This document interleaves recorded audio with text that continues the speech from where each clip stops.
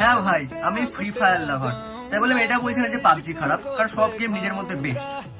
এই ফ্রি ফায়ারটা এমন একটা গেম না ভাই, যে এটা থাকাকালীন আমাদের কোনো প্রেমিক বা প্রেমিকা লাগে না।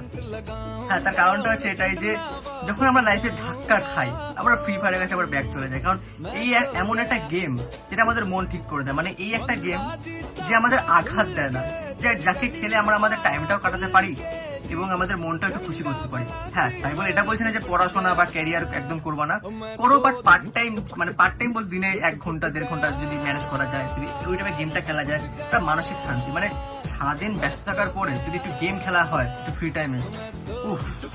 তো ফ্রি ফায়ার হচ্ছে এমনই ইম্পর্টেন্ট একটা গেম, যাকে নিয়ে যত বলবো ততই কম পড়বে। কারণ আমি ফ্রি ফায়ার লাভার ভাই।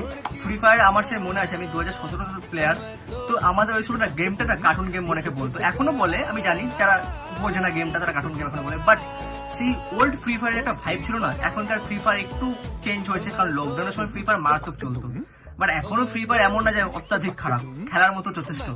তো হ্যাঁ, আমি ফ্রি ফায়ার লাভার, আমি ফ্রি ফায়ার খেলা খুব পছন্দ করি। তো তোমরা কারা কারা এরকম ফ্রি ফায়ার লাভার আছো তারা অবশ্যই কমেন্টে জানাও, এবং এই ভিডিওটা সবাই স্টোরি দিয়ে সবাইকে বুঝিয়ে দাও যে ফ্রি ফায়ার কোনো জাতা গেম না, এটা হেভি গেম, যেটা জানিয়ে যত বলবো ততটাই কম পড়বে।